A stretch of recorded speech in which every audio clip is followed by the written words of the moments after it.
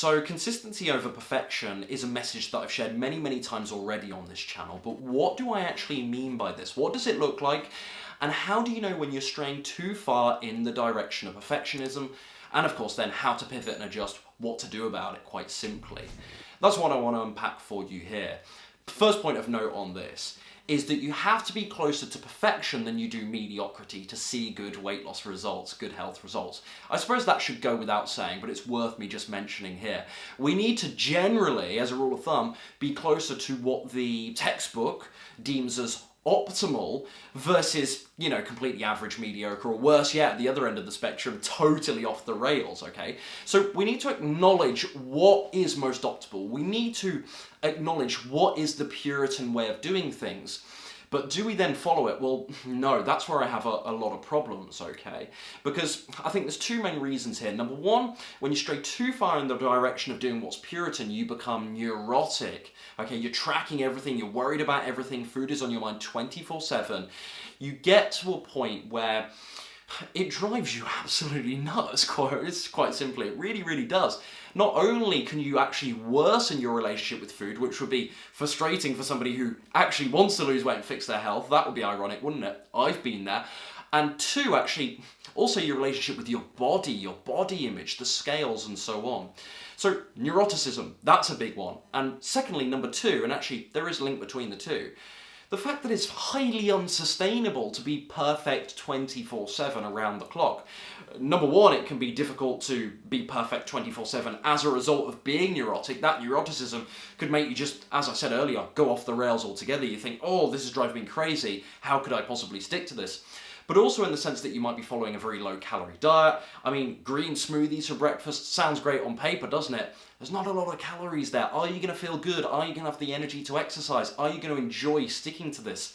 For many people, the answer is a resounding no. That isn't a good sort of healthy middle ground to meet people on. Also, the practicality element of it, that's a big thing that can prohibit sustainability with this perfectionist dynamic. Because how on earth are you going to eat out? I mean, it's 2020 at some stage. Okay, we've all been in lockdown for the past couple of months, but at some stage, there's going to be a social gathering, there's going to be a social event. Are you really going to be able to say no to everything for the rest of your life? Is that something I demand of my clients? Absolutely not. Do I sometimes challenge my clients, and did I challenge myself when I was losing weight to maybe say no to a couple of social gatherings every once in a while? Absolutely, sometimes that is necessary. But in most cases, we just make accommodations to, I suppose, manage the damage. There's a bit of damage limitation work that goes on so that when my clients do eat out, they're not making the worst possible decisions. Could you possibly do that if you were following a very Puritan approach? You had a Puritan outlook with this stuff? No, that wouldn't be possible at all. So I think from a lifestyle perspective, can you actually stick to weight loss and stick to healthy eating and a healthy lifestyle, healthy active lifestyle day in, day out?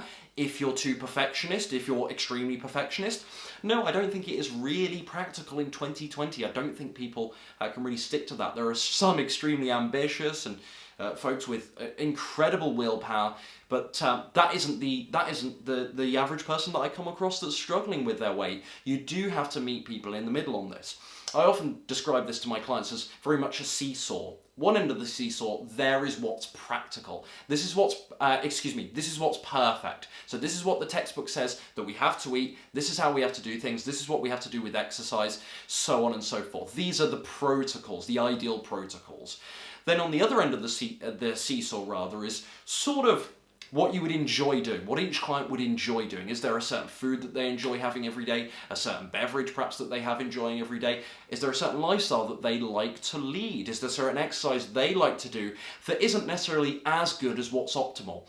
My job as a coach is to meet people in the middle, find that sweet spot on the seesaw where we can balance everything out and we can sort of hit the proverbial two birds with one stone here and do something that is productive, or not close to perfectionism, but decently optimal for weight loss, but also something that they can actually adhere to. Adherence, there's your key word of the day. That's really important when it comes to consistency. So that is why I always choose, and I shout from the rooftops, of consistency, of picking consistency over perfection. It is absolutely essential to your long lasting success with this stuff.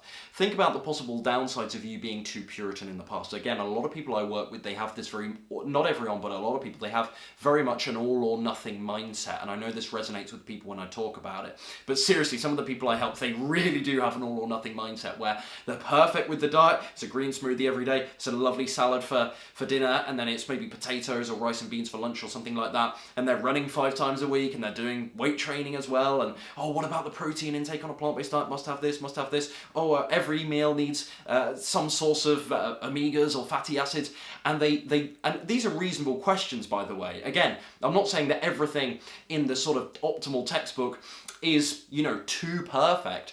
It's about, on the balance of things, doing lots of good stuff versus lots of bad stuff. That's what's going to bring results over the long term. Weight loss is about your series of actions over time. It's not about each individual meal being perfect so much as your quote-unquote body of work. That's where a lot of people lose themselves, right?